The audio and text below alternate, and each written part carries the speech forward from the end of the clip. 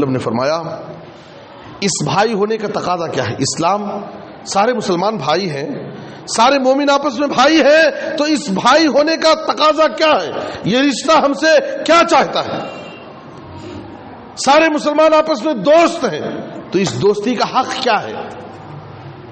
آپ صلی اللہ علیہ وسلم نے کہا لا تحاسدوا ولا تباغضوا ولا تدابروا ولا تقاطعوا، بعض روایتوں میں ولا تناجشوا، بعض روایتوں میں ولا یبیع بعضکم علی بیع بعض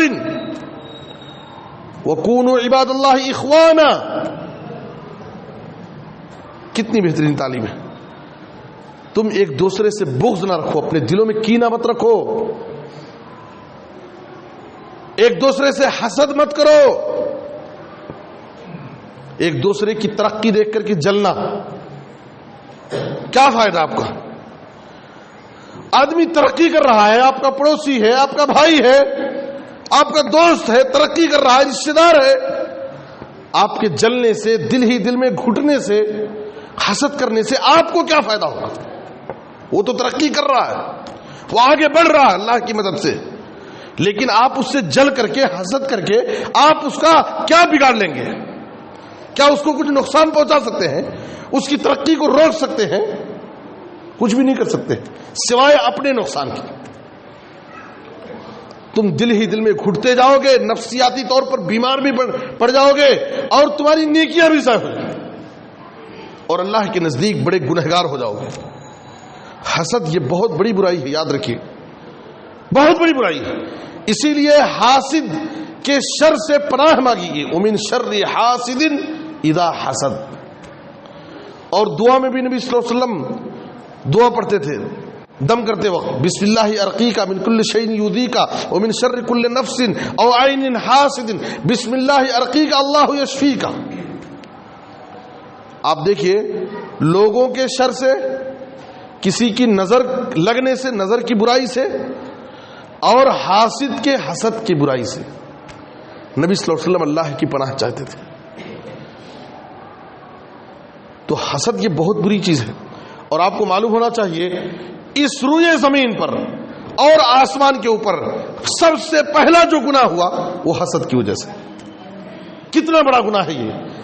اس کی سنگینی اور خطرناکی کا اندازہ لگائیے کہ اس روئے زمین پر جو سب سے پہلا گناہ ہوا اس کی وجہ بھی حسد، آسمان پر جو سب سے پہلا گناہ ہوا اس کی وجہ بھی کیا تھی؟ حسد۔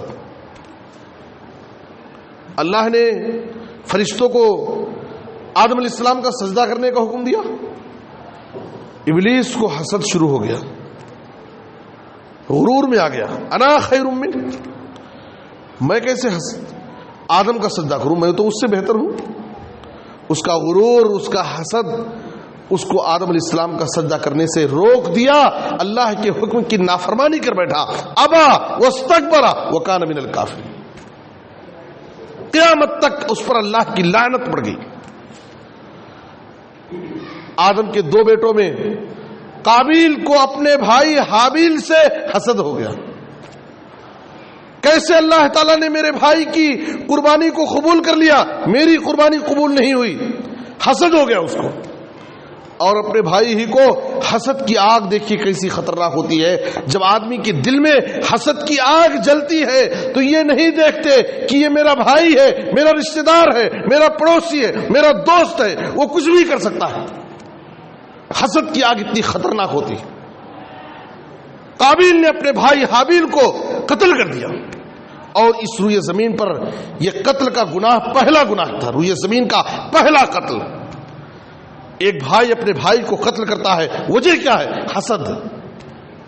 میرے بزرگ اور دوستو، نبی صلی اللہ علیہ وسلم فرما رہے ہیں وَلَا تَحَاسَدُوا، اپنے دلوں میں کسی کے تعلق سے حسد مت رکھو، جلن مت رکھو، کسی کی ترقی دیکھ کر کے، کسی کی عزت دیکھ کر کے، کسی کی شہرت دیکھ کر کے اس سے جلنا مت سیکھو، اس کے حق میں دعا کرو، اپنے لیے اللہ سے دعا کرو، اللہ جیسے تو اس کو نواز رہا ہے مجھے بھی نواز دے۔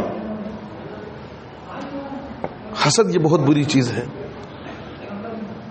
اور آپ کی نیکیوں کو یہ چیز کھا لے گی، ایک طرف ہم نمازیں پڑھتے ہیں، روزے رکھتے ہیں، اگر ان برائیوں سے ہم اپنے آپ کو نہیں بچائیں گے تو یاد رکھیے یہ حسد آپ کی نیکیوں کو ختم کر دے گی۔ آپ خوش فہمی میں ہیں کہ ہم نمازی ہیں، حاجی ہیں، فلاں ہے، لیکن یہ ایسے وائرس ہیں جو آپ کی ساری نیکیوں کو ڈیلیٹ کر دیں گے، اور اللہ کے پاس جب آپ جائیں گے تو آپ کے پاس کوئی نیکیاں نہیں رہیں گی۔ اس وقت افسوس کریں گے، اور افسوس کرنے سے کوئی فائدہ نہیں ہے۔ نبی صلی اللہ علیہ وسلم نے کہا اے لوگوں، اپنے دلوں میں کسی کے تعلق سے کینہ نہ رکھو، کسی سے حسد مت کرو، کسی سے تعلقات نہ توڑو۔